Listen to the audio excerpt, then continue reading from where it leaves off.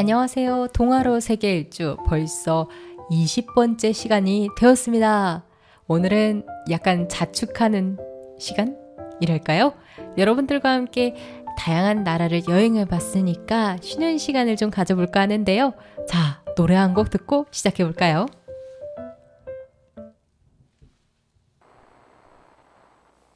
어느 날 기적처럼 스며들었던 메말랐던 내 삶의 의미가 됐다. 시원한 바람처럼 내게 불어와 네가 내 맘에 자리 잡았다.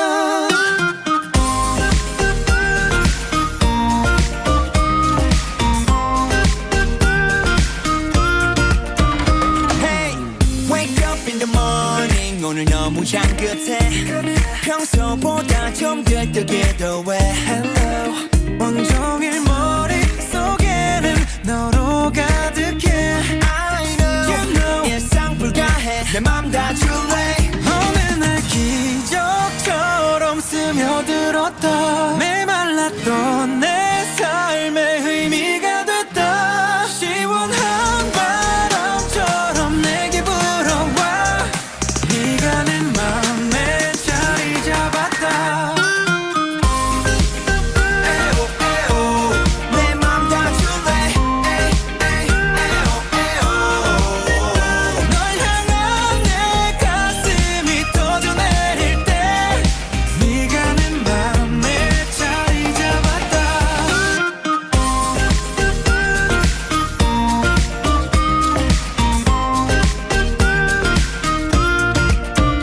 땡긴 어딜까 그 문어색해. 난 정말 솔직한데 네 옆에 설 때 내 반응은 어때. 너밖에 못 보는 건데 내가 그렇게 좋아 하면 넌 재밌나 봐.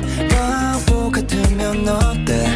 널 안아줄래. 어느 날 기적처럼 스며들었다. 메말랐던 내 삶의 의미가 됐다. 시원한 바람처럼 내게 불어와 네가 내 맘에 자리 잡았다.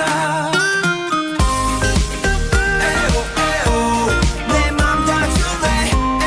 에이 에오 에오 널 향한 내 가슴이 터져내릴 때 네가 내 맘에 자리 잡았다. 어느새 맘에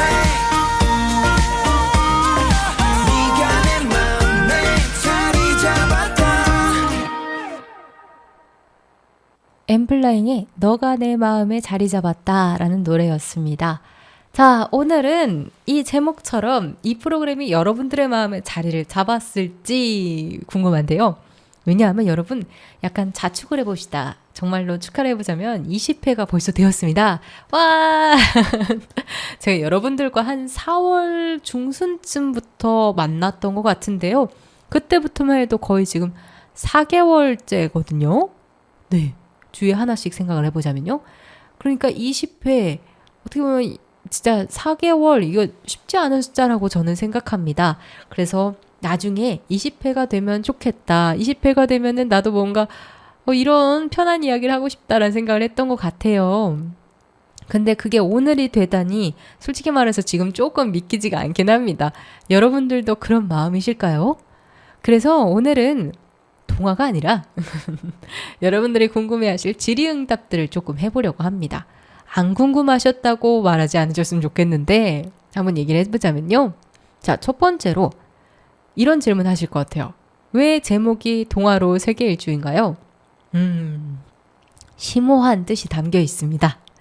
라고 하고 싶은데 사실 이 제목은 제가 처음에 이 프로그램을 정할 때 저는 컨셉만 정했었어요.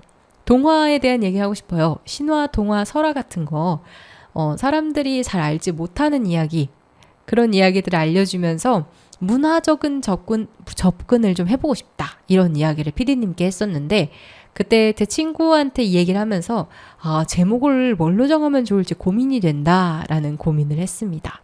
근데 제 친구가 딱 그럼 동화로 하는 여행 같은 거 어떠냐? 그러면서 같이 나왔던 게 세계 일주, 80일간의 세계 일주 아시죠? 그 책 이야기가 나온 거예요. 그러면서 동화로 세계 일주로 하면 어때? 하고 친구가 추천을 해줬습니다. 근데 너무 마음에 드는 거예요. 사실은 전 세계의 이야기들을 우리가 문화적인 접근을 하는 프로그램이잖아요. 그래서 이거다 하면서 동화로 세계 일주 하고 제목을 정했던 기억이 납니다. 그 사이에 있었던 제목 후보들은 조금 지금 와서는 기억이 잘 안 나지만 제가 봤을 때 별로였던 것 같아요. 다양한 동화 세상, 뭐 동화 메르헨 뭐 이런 생각들을 했거든요. 근데 생각해 보세요, 여러분. 동화로 세계 일주 굉장히 직관적인 제목 아닌가요? 맞습니다. 저도 그렇게 생각을 하고 있고요. 그래서 이 제목 지금 생각해봐도 잘 정했다라는 생각이 듭니다. 또 그만큼 의무감이 드는 게요. 이 80일간의 세계 일주잖아요.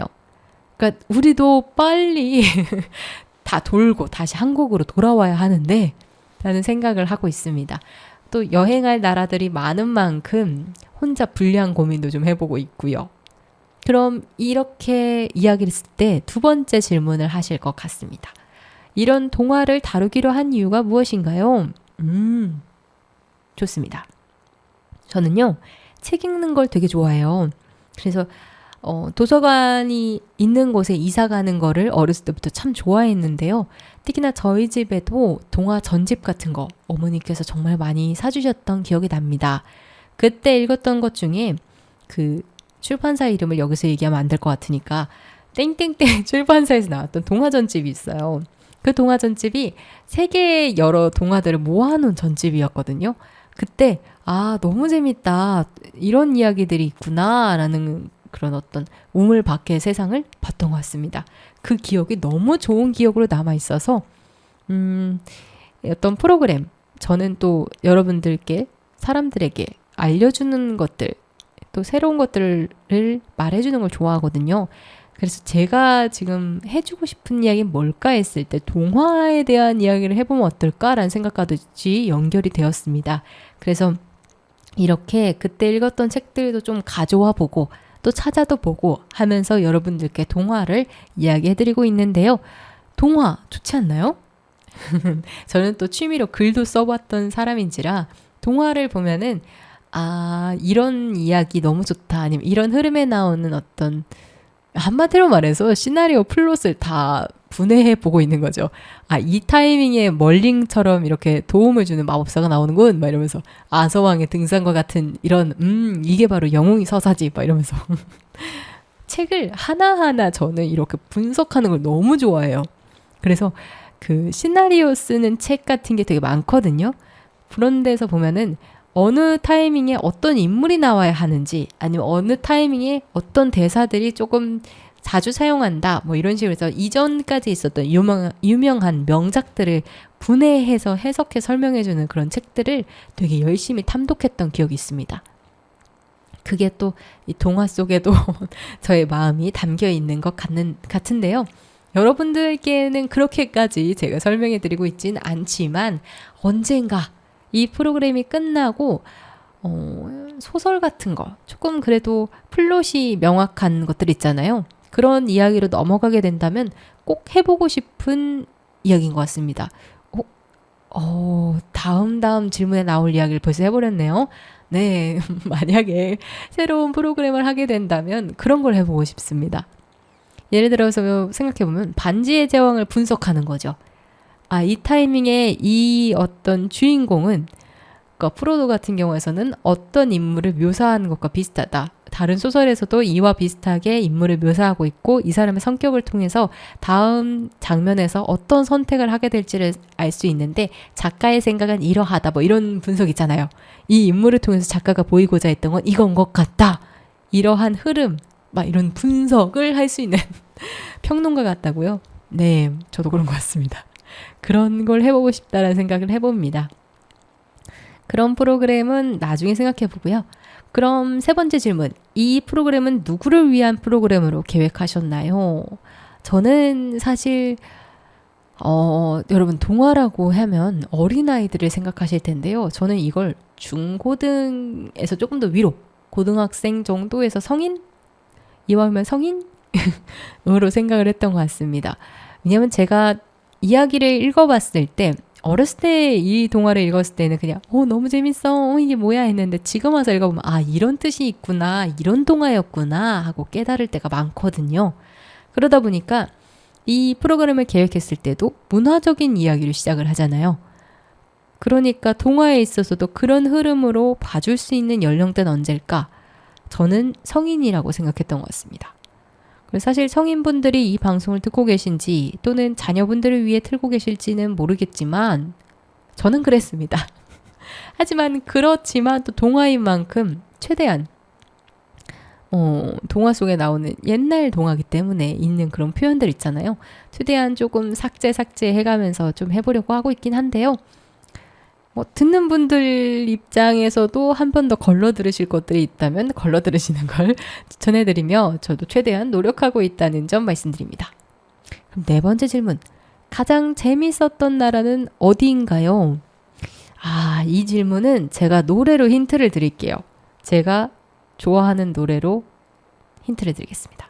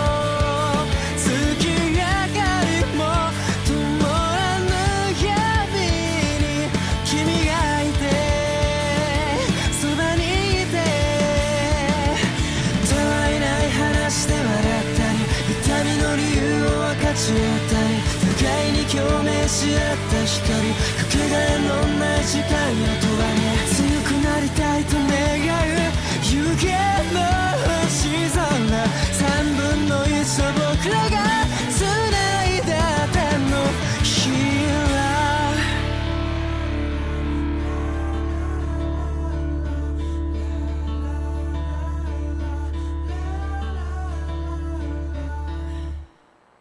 미래 영겁에 신은 주사위를 던지지 않는다 듣고 오셨는데요. 힌트가 되었을까요? 네, 맞습니다. 저는 일본을 다뤘을 때 좀 재밌었던 것 같아요. 티가 났던 게 제가 한 편이 아니라 내용 분량이 많아서 두 편으로 나눠서 했잖아요. 네, 할 말이 많았던 것 같습니다. 그리고 뭐가 있었냐면 제가 또 세계 여러 나라의 노래 듣는 걸 좋아하는데 사실 그 중에 제가 좋아하는 장르를 고르라고 하면 전 사실 밴드 음악을 되게 좋아해요. 기타 치고 드럼 치고 그런 노래 좋아하는데 오죽하면 중고등학교, 네, 고등학교 때쯤에는 하드한 락을 좀 좋아했던 것 같아요. 콘서트에 갔다 뭐 이런 얘기는 아니고 그냥 혼자서 그 시끄러운 음악 듣는 거 좋아했다 이런 식인 거죠. 지금에서도 아직도 그 정도는 아니지만 밴드 음악들 참 좋아하고요. 그래서 일본에 있는 밴드들 음악도 참 많이 탐독을 했습니다. 지금도 좋아하고요. 그래서 일본을 다뤘을 때 사실 이야기도 이야기지만 제가 좋아하는 노래를 여러분께 소개시켜 드릴 수 있다. 제가 들려드릴 수 있다. 이게 얼마나 기분이 좋아하는지 몰라요. 그래서 지금 이 노래처럼 이런 노래들 참 좋아하고요. 일본 노래 그리고 일본 소개했을 때 재밌었던 기억이 있습니다. 자, 그럼 다음 질문이 5번째가 이 질문이에요. 노래는 어떻게 선정하시나요? 하하, 저는 일단 기본적으로 노래 듣는 거 정말 좋아하고요. 한 사람의 가수의 노래를 듣는다 할지라도 타이틀만 듣는 게 아니라 앨범 전체 듣는 걸 되게 좋아해요. 그리고 그거와 관련된 플레이리스트들이 있잖아요. 플레이리스트를 들을 때 이 노래가 있었네 하고서는 그런 수록곡들 위주로 되어 있는 것들 가져오는 거 되게 좋아하고요. 플레이리스트도 정말 제목을 다양하게 해서 보는 것 같아요. 최근에 제가 꽂혀서 들었던 거는 마법소녀라는 키워드인데요. 뭔가 이렇게 조금 힘이 났으면 좋겠다 싶은 시기에 마법소녀라는 키워드가 들어가 있는 플레이리스트를 들으면 저도 모르게 혼자 걸으면서 약간 변신하는 느낌까지는 아니지만 그렇습니다. 그런 상상을 조금 하게 되는 그런 노래들 요즘 듣고 있는 것 같은데요. 그래서 노래를 어떻게 선정하느냐 미리 생각을 하고 오는 날이 있고 요즘은 나 이 노래 참 좋아하는데 싶었던 노래들 그냥 툭툭 던지기도 하고 플레이리스트 하나를 듣다가 이거 너무 좋다 하면 그거에서 몇 개씩 따가지고 이렇게 노래를 여러분들께 들려드리는 것 같아요. 그럼 또 이런 질문 하시겠죠? 처음에는 각 나라의 노래들을 선정하셨는데 왜 안 하시나요? 여러분 정말 죄송합니다. 그리고 명확한 이유가 있습니다. 처음에는 제가 듣는 노래들 아무래도 아시아권에 있는 노래들은 대부분 알았어요. 그래요. 베트남까지만 해도 중국까지만 해도 제가 분명히 아는 노래들이었단 말이죠. 태국까지만 해도 오케이 좋아요 알겠어요. 근데 점점 노래를 찾을 수가 없는 거예요. 유튜브 상에서도 노래가 나오지 않고 제가 아는 노래 한도 안에서 더 이상 찾기가 어려워서 어떻게든지 듣고 이 노래 괜찮다 싶으면 따오고 싶었단 말이죠. 근데 그게 안 되다 보니까 결국은 우리나라 노래로 틀기 시작했습니다. 이건 진짜 죄송해요. 저도 개인적으로는 그 나라의 어떤 정서를 느끼기 위해서는 그 나라 노래를 찾는 게 정말 중요할 것 같은데 그게 참 쉽지가 않더라고요. 단편적인 예시를 들어봐도 여러분 우리 아프리카 여행을 하고 왔잖아요. 거기 나라 노래를 찾을 수 있겠냐고요. 찾을 수 있는 분들이 있겠죠. 하지만 제가 못 찾은 걸 수도 있겠죠. 맞습니다. 찾기가 어려웠습니다. 그래서 장렬하게 포기를 했습니다. 제가 나중에 그래도 이 나라 노래 좋아요 하는 거는 가져올 수도 있어요. 그건 정말 검색하기 쉬운 나라일 경우. 예컨대 유럽에 있는 노래들, 미국에 있는 노래들, 이런 걸 봤을 때는 아마 가져올 것 같긴 합니다. 들어본 노래들이 있긴 하니까 샹송 같은 것도 있을 수 있고 팝송부터 시작해서 가져올 것 같습니다. 물론 지금은 조금 어렵고요. 그러니까 여러분 조금만 더 한국 노래에 집중해 주셨으면 좋겠습니다. 그럼 제가 요즘 제일 많이 들려드렸던 노래도 있는 거 아시나요? 한국 노래만 계속 듣고 있으니까 좋아하는 노래 가수가 있느냐? 이것도 사실 질문 리스트에 있긴 한데요. 제가 제일 좋아하는 가수는 요즘 많지만 지금 계속해서 탑 안에 들어가 있는 거는 이승윤 씨를 정말 좋아하고요. 그래서 제가 첫 우리 여행, 한국 여행할 때 이승윤 씨 노래를 계속 틀었던 것 같아요. 그리고 권진아 씨도 되게 좋아하고요. 약간 요즘은 락에서 약간 인디밴드 쪽으로도 좀 가는 것 같다가 그랬다가 요즘은 또 솔로 가수들, 아티스트들 노래, 우리 싱어송라이터들 노래도 조금씩 듣고 있고요. 네, 그렇습니다. 그러면 제가 또 좋아하는 이승윤 씨의 노래 중에서도 좋아하는 노래를 하나 들려드리고 싶은데 한번 듣고 오겠습니다.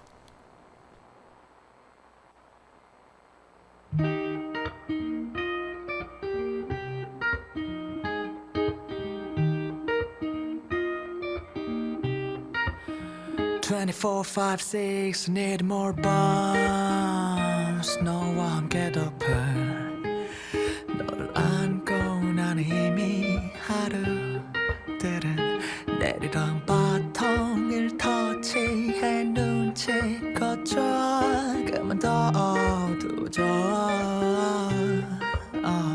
24, 5K I need the 불순물 이 밤에 녹여버릴 넌 괜히 더 끈적한 불 차를 더해서 흠이 없던 하루를 거침없이 망칠 거야 너와 둘이 낮에 놀라게 쌓인 영원토록 적어내리지 않을 노래를 우린 귓가에 밤이 다 녹이 내리도록 24, 5, 6, 7 our love 28K love 이 하루를 우리는 어기막히게 망쳤어 이 하루를 우리는 허스막히게만 더 멋지게 망쳤어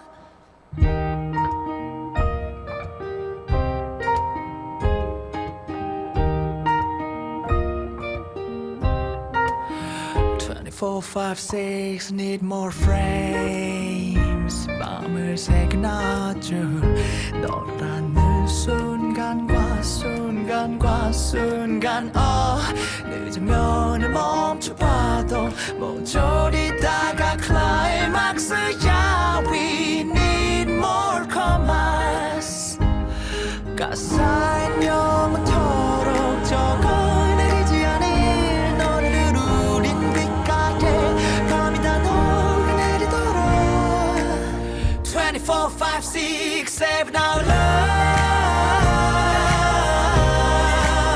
28K love 이 하루를 우리는 어기막히게 망쳤어 이 하루를 우리는 허스막히게만 더 멋지게 망쳤어 아침이 밝아오는데 아침이 밝아오는데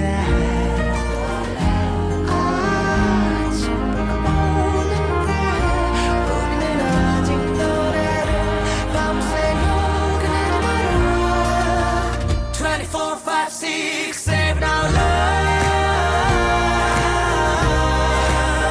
28K love 이 하루를 우리는 어기막히게 망쳤어 이 하루를 우리는 허스막히게만 더 멋지게 망쳤어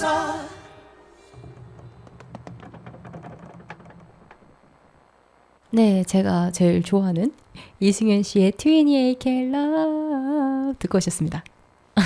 이렇게까지 흥얼거리면서 곡을 소개한 적이 없는데, 네, 좋아하는 노래라는 게 또 그런 거 아니겠어요? 나름 좋기도 하고, 또 이 노래 추천하고 싶기도 하고 해서 처음부터 1화를 할 때 이 노래를 꼭 틀고 싶어라는 생각을 했었어요. 네, 그래서 이 노래를 틀었었던 기억이 나는데요. 여러분들 귀에도 좋은 노래로 들렸으면 좋겠습니다. 자, 그럼 다음 질문을 넘어가 볼게요. 신화와 동화를 다루는 것은 쉬운가요? 아니요, 여러분. 어려운 것 같습니다.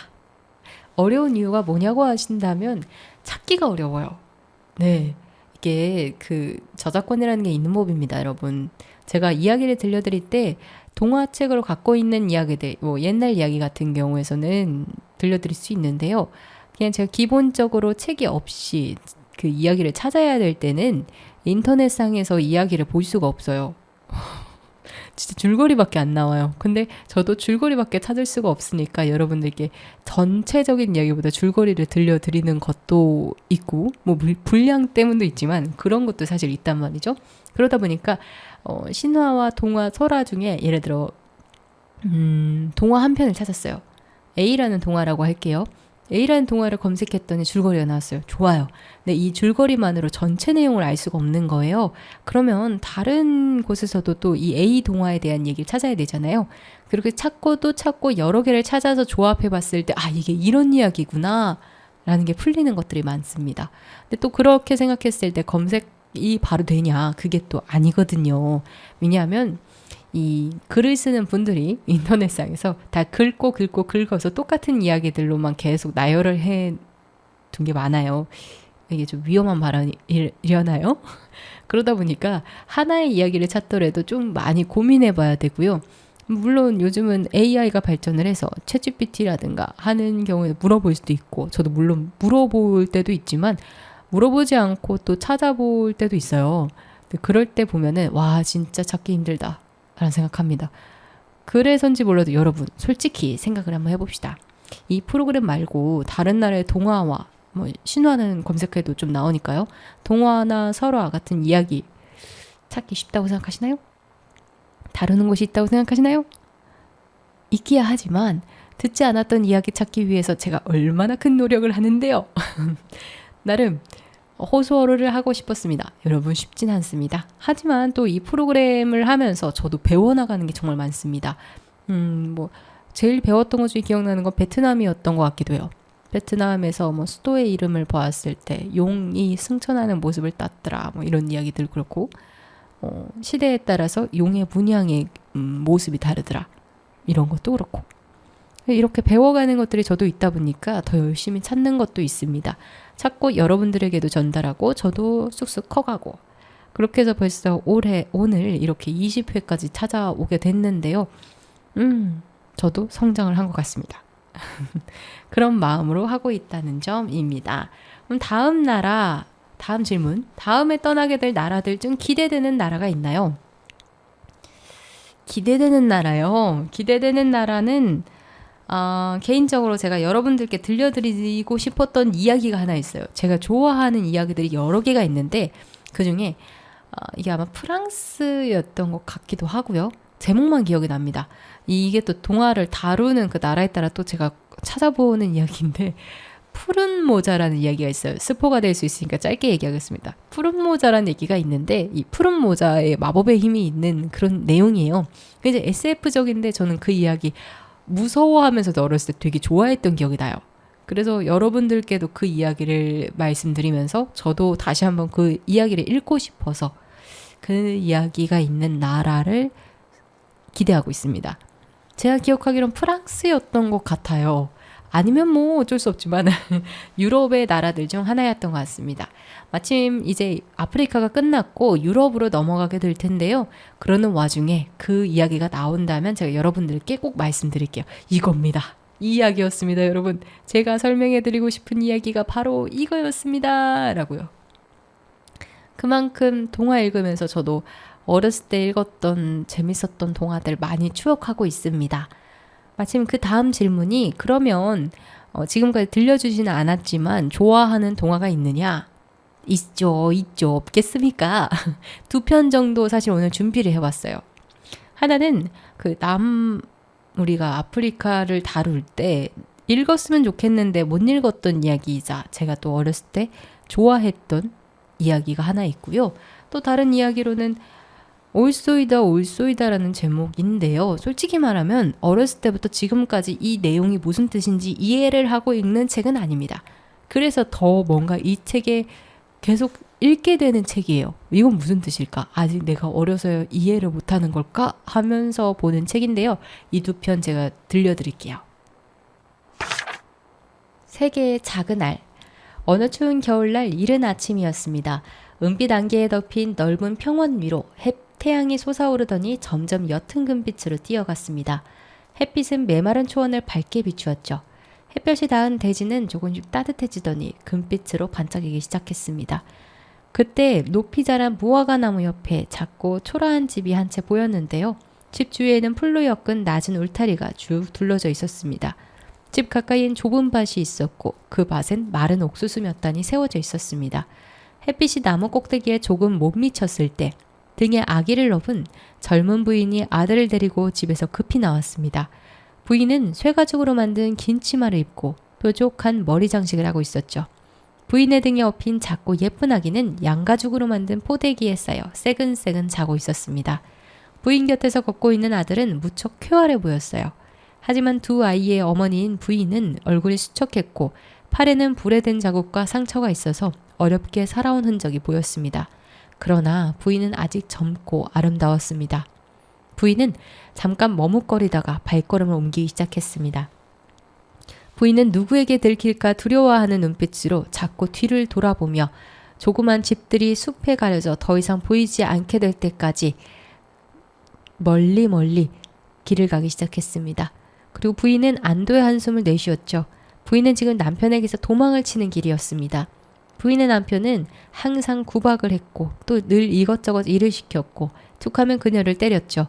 뿐만 아니라 남편은 아무 일도 하지 않고 빈둥빈둥 놀기만 하는 남자였습니다. 그래서 부인은 매우 착하고 순종적인 여자였기 때문에 언제나 남편을 맞추기 위해서 노력했습니다.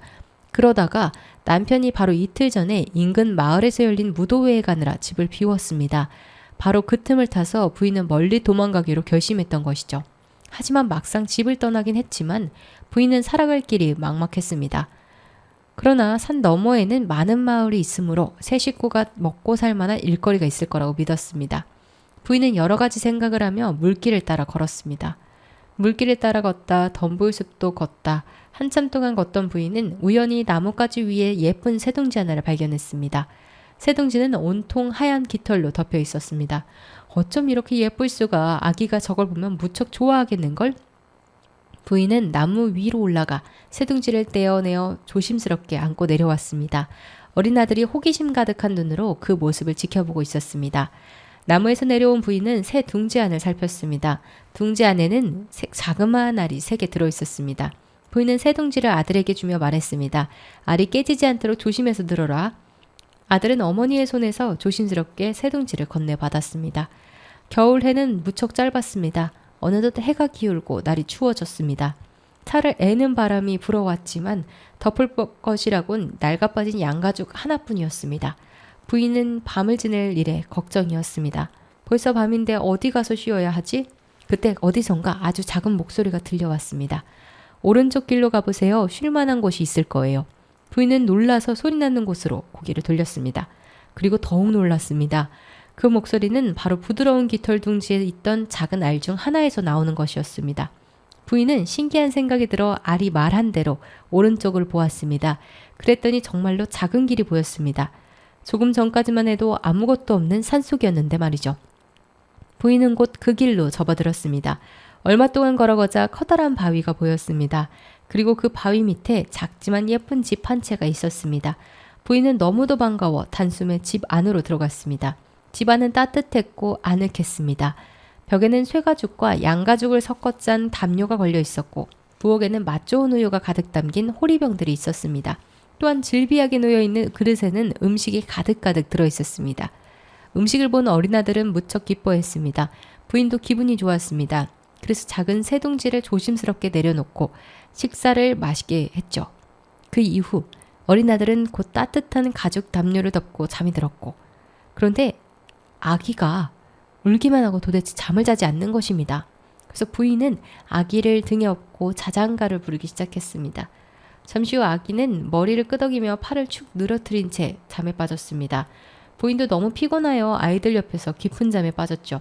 다음 날 아침 부인은 상쾌한 기분으로 다시 길을 떠났습니다. 아들은 여전히 자그마한 새둥지를 조심스럽게 들고 있었는데요. 한낮이 되어 부인은 길이 갈라지는 곳에 이르렀습니다. 부인은 두 길 중에서 어느 길로 가야 할지 몰라 잠시 서 있었습니다. 그때였습니다. 전날처럼 작은 목소리가 들려왔습니다. 이번에는 다른 알이 말했죠. 왼쪽 길로 가세요. 부인은 알이 시키는 대로 했습니다. 한참을 걸어가자 커다란 집이 나왔습니다. 그 집은 여느 집보다 3배는 컸습니다. 호기심이 생긴 부인은 그 집 문을 살며시 열어보았습니다. 그 순간 부인은 깜짝 놀랐습니다. 집 안에는 핏빛 호리병과 항아리들이 풍선처럼 날아다니고 있었던 것입니다. 놀라운 가슴을 겨우 진정시키고 집안을 둘러보던 부인은 그만 소리를 지를 뻔했습니다. 방 한구석에 무시무시하게 생긴 큰 도깨비가 잠을 자고 있었던 것입니다. 몸집이 집채만한 도깨비는 몸 전체에 붉은 벽돌색 털이 나 있었습니다. 머리에는 뿔이 2개 솟아 있었고 무릎 위에는 길다란 꼬리가 꼬불꼬불 말려 있었습니다. 부인은 무서워서 덜덜 떨었습니다. 만약 도깨비가 깨어나기라도 하면 큰일이었습니다. 부인은 재빨리 아이들을 데리고 도망쳤습니다. 금방이라도 도깨비가 뒤쫓아올 것만 같아 다리가 후들거렸죠. 어쩌면 좋아, 우린 모두 죽게 될지도 몰라. 바로 그때 또 다른 알이 말했습니다. 저기 큰 돌이 보이시죠? 그것을 들고 지붕으로 올라가세요. 부인은 주위를 빙 둘러보았습니다. 유난히 크고 하얀 돌 하나가 눈에 띄었습니다. 하지만 부인의 힘으로는 그 돌을 들기도 어려울 것 같았습니다. 이걸 어떻게 들어 올린담? 너무 무거워 보이는데? 부인이 걱정스럽게 말했습니다. 그러자 작은 알이 대답했습니다. 한번 드러나 보세요. 작은 알이 재촉을 하자 부인은 허리를 굽히고 돌을 들었습니다. 그런데 놀랍게도 그 돌은 아주 가벼웠습니다. 그래서 부인은 별로 힘들어하지 않고 돌을 들고 갈 수 있었습니다. 부인은 아이들을 먼저 지붕 위로 올린 다음 뒤이어 돌을 들고 지붕으로 올라갔습니다. 그러자 작은 알이 말했습니다. 자, 이제 괴물에게 돌을 던질 차례입니다. 작은 알의 말에 부인은 지붕을 헤집고 집안을 들여다보았습니다. 도깨비가 누워있는 자리가 어딘지 정확하게 알기 위해서였죠. 조금만 실수를 해도 모두의 생명이 위태로워질 게 뻔했습니다. 부인은 침착하게 도깨비를 살핀 다음 용기를 내 돌을 들었습니다. 그리고 아래로 돌을 던지려는 순간 갑자기 문이 열리며 다른 도깨비가 집 안으로 들어왔습니다. 이제 우리는 꼼짝없이 들켰구나. 부인은 두려움에 떨며 말했습니다. 집 안으로 들어온 도깨비는 킁킁거리며 냄새를 맡았습니다. 집안에서 맛있는 놈이 숨어있는 모양인데 그러면서 도깨비는 집안을 이리저리 둘러보았습니다. 하지만 지붕 위까지 살펴보진 않았습니다. 어디 있는지 알 수가 없군. 새로 나타난 도깨비는 이렇게 중얼거리더니 저녁 식사를 준비했습니다. 그동안 부인은 지붕 위에서 아이들이 아무 소리도 내지 못하게 했습니다. 도깨비는 누워서 맛있게 혼자 저녁을 먹더니 곧 다른 도깨비 옆에 누워 잠이 들었습니다. 부인은 한숨을 푹 내쉬며 중얼거렸습니다. 이젠 도깨비가 2마리로 늘어났군. 이 돌 하나로 한꺼번에 둘 다 죽일 순 없잖아. 이젠 어쩌면 좋아? 이때 알들이 속삭이듯 말했습니다. 지붕에서 조용히 내려가는 게 좋겠어요. 아이들을 데리고 최대한 빨리 달아나세요. 부인은 아이들을 데리고 살금살금 지붕에서 내려왔습니다. 그리고 재빨리 달아났습니다. 부인은 온몸이 떨렸지만 있는 힘을 다해 뛰었습니다. 어린 아들도 젖먹던 힘까지 다 내어 뛰었습니다. 다행히 도깨비들은 쫓아오지 않았죠. 도깨비 집이 보이지 않는 곳에 이르러서야 부인은 안도의 숨을 내쉬었습니다. 어서 사람들이 사는 마을로 가고 싶었습니다. 부인은 걸음을 재촉했습니다. 그러나 아무리 걸어도 사람들이 사는 마을은 나타나지 않았고 덤불숲만 계속해서 이어졌죠. 가시에 찢기며 한참 동안 덤불숲을 헤쳐나가자 커다란 나무숲이 나왔습니다. 나무숲 속에 오솔길이 나 있었는데요. 그 오솔길에 접어들어 얼마쯤 갔을까? 커다란 사철나무가 마치 땅에서 막 솟아오른 듯 불뚝 나타났던 것입니다. 그러나 정작 부인이 놀란 것은 사철나무 때문이 아니었습니다. 바로 그 나무 아래 무서운 여자 도깨비가 누워 있었던 것입니다. 도깨비를 보자 부인은 그만 그 자리에서 꼼짝도 할 수 없었습니다. 그 여자 도깨비의 생김새가 너무도 흉했습니다. 입은 늑대 주둥이를 닮았고 두 눈 사이에는 굵은 뿔이 하나 솟아 있었습니다. 그리고 코를 골 때마다 커다란 콧구멍을 벌렁거렸습니다. 부인은 이제 정말 마지막이라고 생각했습니다. 도저히 달아날 곳이 없었죠. 앞에는 여자 도깨비가 길을 막고 있었고 뒤로 돌아가자니 큰 집에서 잠자던 도깨비들이 쫓아올 것만 같았습니다. 그렇다고 길 옆 숲속으로 숨을 수도 없었습니다. 길 양쪽으로는 나무가 빽빽이 우거져 있어서 도저히 헤치고 갈 수가 없었기 때문입니다. 이때 집 둥지 속의 알들이 조그만 소리로 말했습니다. 오른쪽을 보세요. 커다란 도끼가 하나 있을 거예요.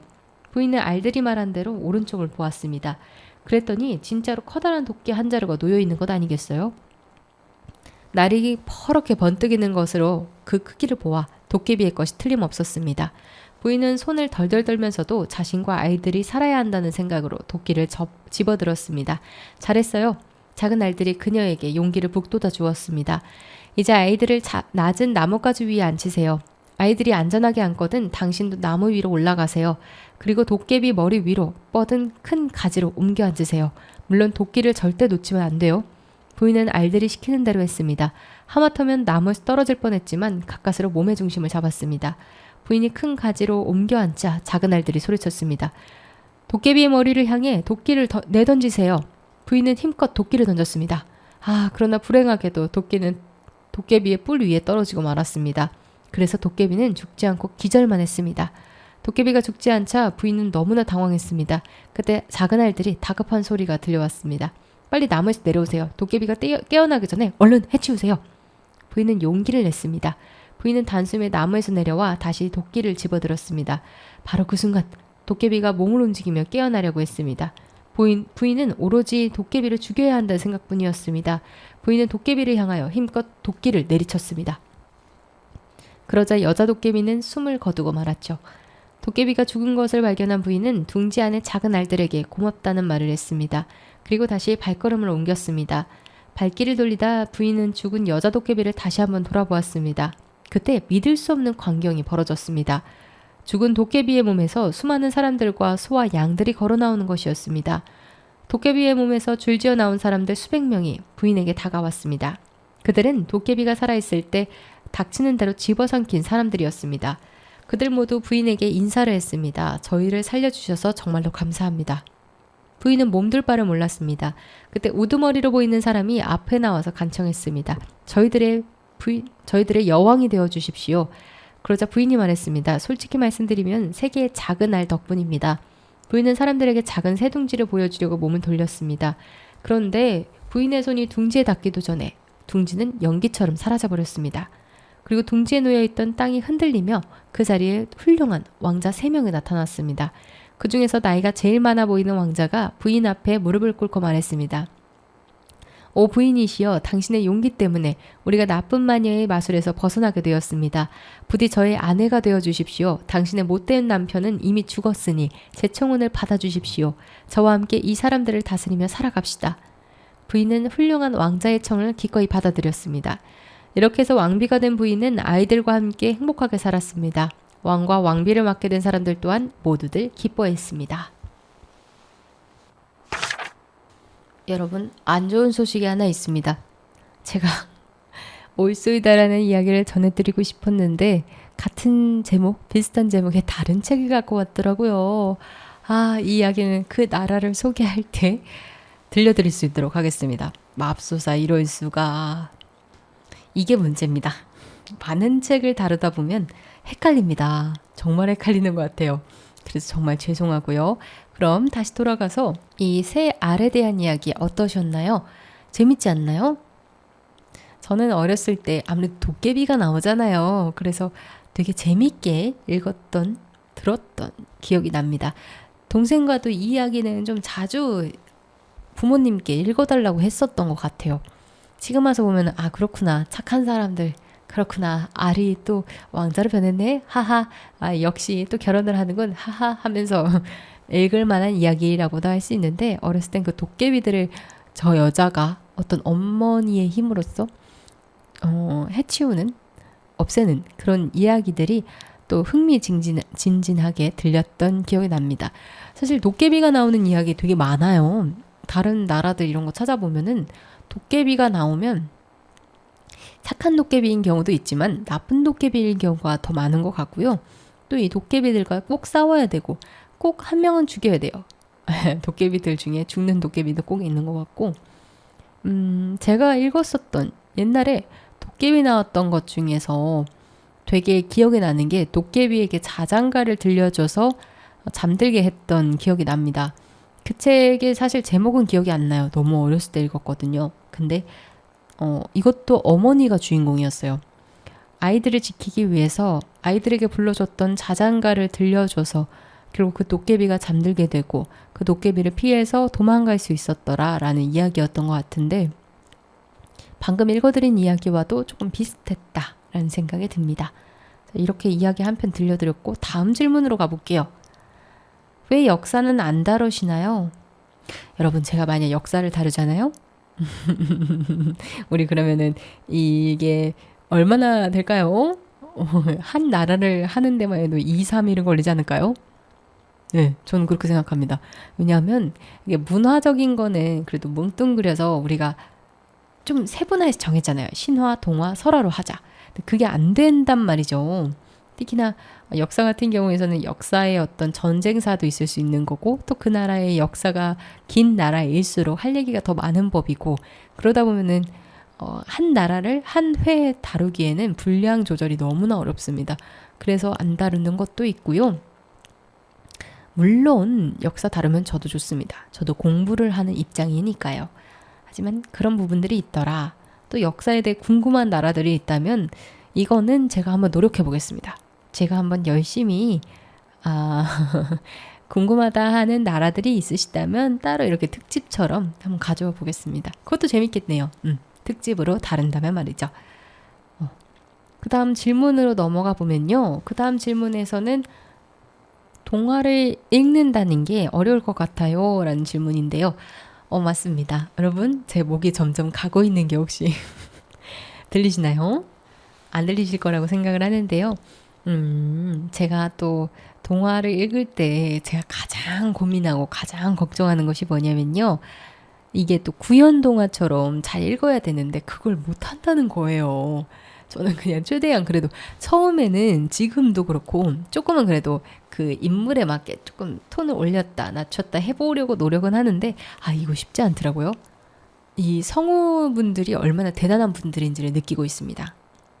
그렇게 캐릭터를 연기하는 것도 사실은 어렵고 예 그렇습니다. 어려운 것 같아요. 저 진짜 그래서 가끔 이야기 읽을 때마다 여러분들이 앞에 있는 것처럼 눈치 볼 때 있어요. 이거 어떡하지? 나 이거 이 톤으로 읽어도 되나? 갑자기 할아버지 이야기인데 그냥 평소에 내 톤으로 얘기하는 것 같은데 막 이런 고민 엄청 하고요. 또 이야기 읽는 거에 있어서도 너무 내가 그 재미없으면 어떡하지? 그게 핵심이죠. 재미없으면 어떡하지? 이거 되게 재밌는 이야기인데 어떡하지? 이러면서 읽습니다. 옛날엔 또 읽다가 그 중간중간에 제가 이상하게 읽었다든가 예를 들어 오독을 했다거나 하는 부분들 다 편집했거든요. 근데 또 요즘은 안 하고 있어요. 왜냐하면 이게 편집을 하고 나서 다시 읽으려고 하니까 그 톤이 안 맞는 거예요. 내용의 그 느낌을 살렸다가도 그 다시 줄어들길래 그냥 에라이 모르겠다. 그냥 남기고 이렇게 그냥 생으로 읽고 있는데요. 그래서 조금 더 좋았다라는 말을 들었으면 좋겠습니다.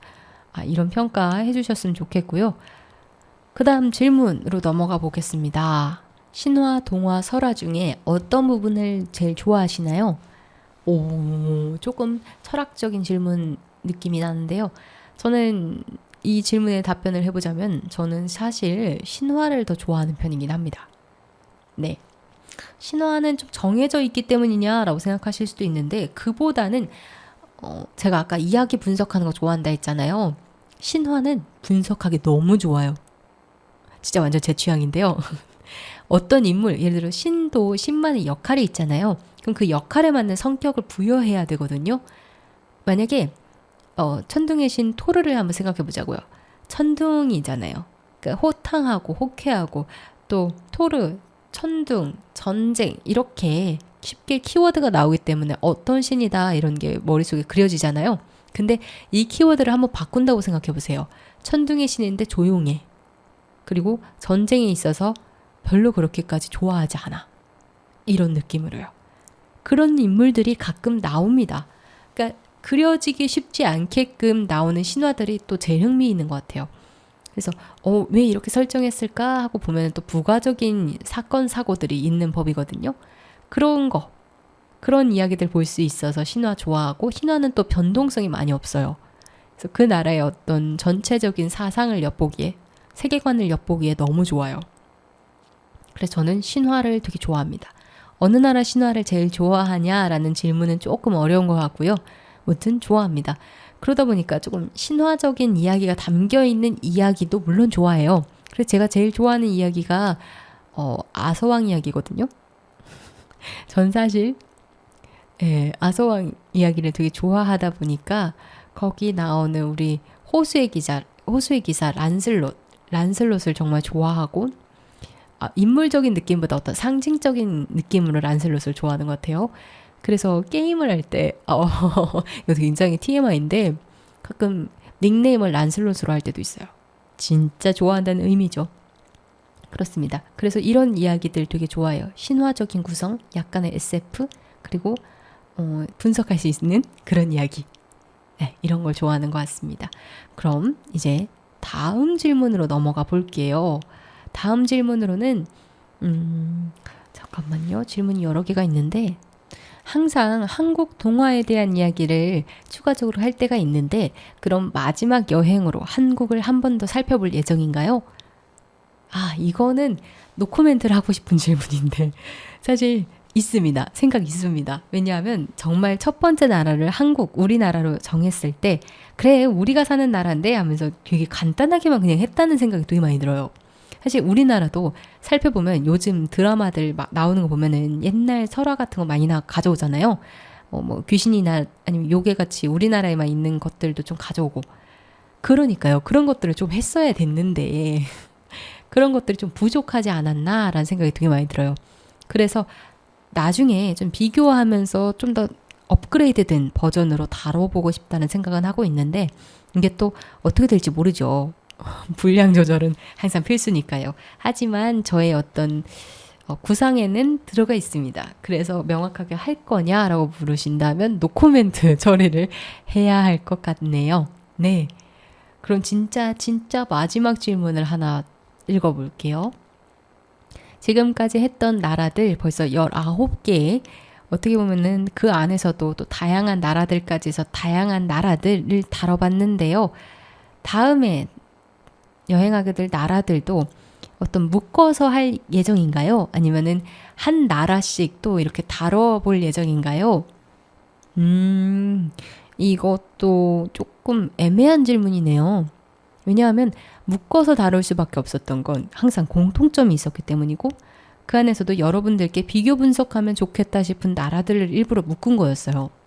느끼셨을지 모르겠지만 그런 의미였습니다. 근데 앞으로의 나라들을 묶어서 할 거냐? 글쎄요. 그건 또 제가 지금 사전 조사만 한 경우고 더 한번 다뤄보면서 생각을 해보겠습니다. 하지만 여러분들께서 같이 보면 좋을 나라들은 무조건 묶어서 하는 게 더 좋을 것 같은 생각이 들어요. 그렇게 했을 때 저도 이게 이런 나라구나 하면서 비교하면서 재밌었던 기억이 있기 때문에 그렇게 하는 거거든요. 여러분들께도 그런 기억을 남겨드리고 싶습니다. 이렇게 질문들 다 살펴봤는데요. 네, 20화였습니다. 나름 특집으로 이렇게 여러분들께서 궁금해하셨을 이 프로그램에 대해서 소개를 해드렸는데요. 약간의 궁금증이 좀 풀리셨을까요? 또 그런 만큼 이 프로그램이 여러분들께 사랑을 받았으면 좋겠다는 생각을 합니다. 제 나름 피땀 눈물을 그것까지는 조금 오버일 수 있지만 나름 쏟아가면서 만들고 있는 프로그램인데요. 그만큼 저도 같이 공부하고 있고 여러분들도 같이 여행하고 공부하는 마음이 드셨으면 좋겠습니다. 나름 애정 많이 갖고 있습니다, 여러분. 그러니까요. 우리 다음 시간엔 21화로 만나볼 거고요. 21화는 또 어떤 나라를 여행하게 될지 기대감 갖고 함께 해주셨으면 좋겠습니다. 마지막 노래 들려드릴 건데요. 이 노래는 데이식스의 Welcome to the Show로 듣고 오도록 하겠습니다. 감사합니다.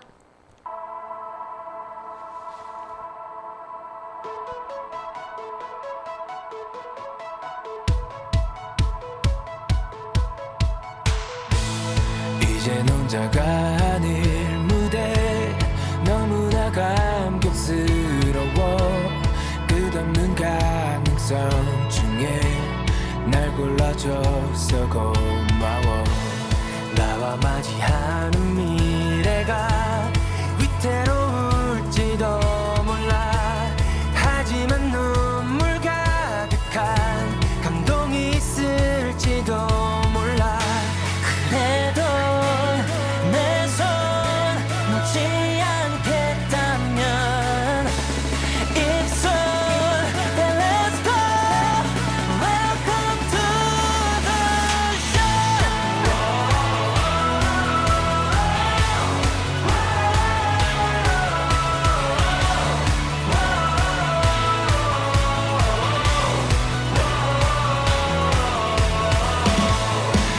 이것만큼은 맹세할게 내 전부를 다 바칠게 네 눈빛 흔들리지 않게 널 바라보며 서 있을게 알아 너의 결정이 쉽지 않았을 거야 후회 없게 하는 건 이제 나의 몫이야 끝까지 같이 함께 가겠다면 It's so then let's go Welcome to the show